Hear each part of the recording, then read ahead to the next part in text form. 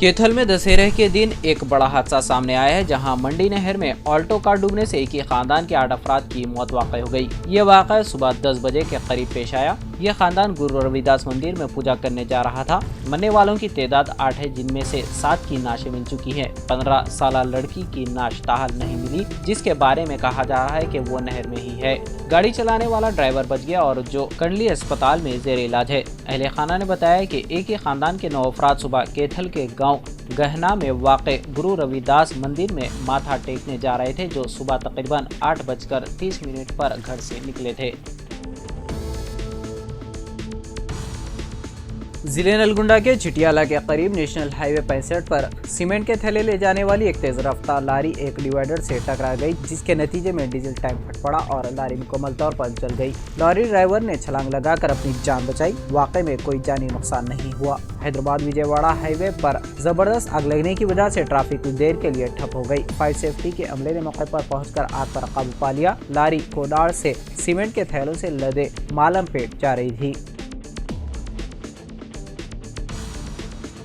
कांग्रेस के कौमी सदर मल्लिकार्जुन खड़गे ने हरियाणा असेंबली इंतखाबात के नताइज पर सवाल उठाए हैं। इस दौरान उन्होंने बीजेपी और वज़ीर-ए-आज़म मोदी को भी निशाना बनाया। उन्होंने कहा, वज़ीर-ए-आज़म मोदी की पार्टी दहशतगर्दों की पार्टी है। वज़ीर-ए-आज़म अक़लियतों को धमकियां देने वालों की हिमायत करते हैं, वो मुल्क की बात नहीं करते। हरियाणा असेंबली इंतखाबात के अलावा वज़ीर-ए-आज़म मोदी ने कई मौक़े पर कांग्रेस को शहरी नक्सल कहा है। इस पर उन्होंने कहा, वज़ीर-ए-आज़म दानिश्वरों को शहरी नक्सल कहते हैं। उनकी अपनी पार्टी दहशतगर्दों की पार्टी है। ये पार्टी उन लोगों की हिमायत करती है जो कबायली लोगों की लिंचिंग और उनकी इस्मतदारी करते हैं। कांग्रेस के कौमी सदर ने कहा है कि जहां भी बीजेपी की हुकूमत है, वहां ऐसी तबके पर मतालिम होते हैं। कबायलियों को जुल्म और तशद्दुद का निशाना बनाया जाता है। इस पर सितम ज़रीफ़ी ये है कि ये लोग दूसरे को जालिम करार देते हैं।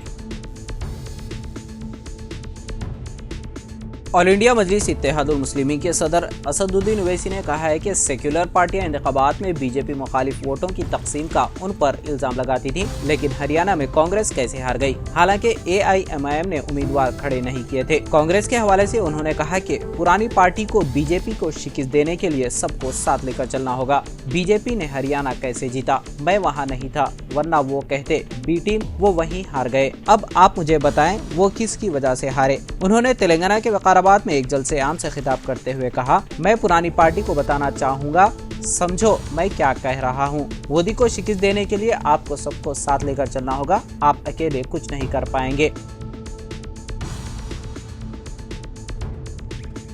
हिंदुस्तान और बांग्लादेश की टीमें 3 मैचों की T20 सीरीज खेल रही है, जिसका तीसरा और आखिरी मैच आज यानी हफ्ता 12 अक्टूबर को हैदराबाद के राजीव गांधी इंटरनेशनल स्टेडियम में खेला जाएगा। हिंदुस्तानी वक्त के मुताबिक शाम 7 बजे शुरू होगा। टीम इंडिया सीरीज के साबिका दोनों मैच जीत चुकी है। क्या बारिश तीसरे T20 में विलन बनेगी? हैदराबाद के राजीव गांधी इंटरनेशनल स्टेडियम की पिच बल्लेबाजों के लिए जन्नत कहलाती है। यहाँ बॉलर्स मुश्किल में है और बल्लेबाज राज करते हैं। IPL 2024 में इस पिच पर कई बड़े स्कोर्स देखने को मिले। ताहम अगर बारिश की वजह से अबर आलूद हालात पैदा होते हैं तो फास्ट बॉलर्स को भी यहाँ मदद मिल सकती है। मैच की सुबह तकरीबन 40% बारिश का इम्कान है। साथ ही शाम में यानी मैच के वक्त ये इम्कान 34% तक तब्दील हो सकता है। अब ये देखना दिलचस्प होगा कि शायकीन को पूरा मैच देखने को मिलता है या बारिश मजा खराब करती है।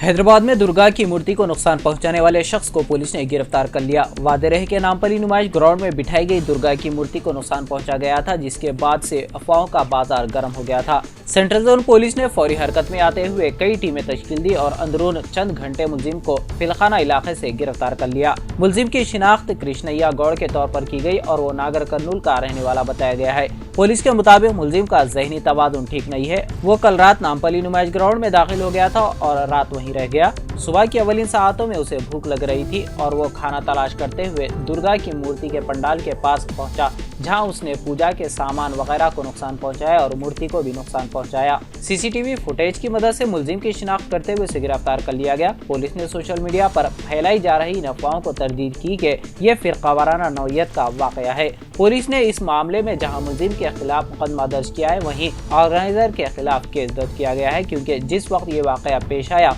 दुर्गा मूर्ति के पंडाल के पास कोई वॉलंटियर मौजूद नहीं था।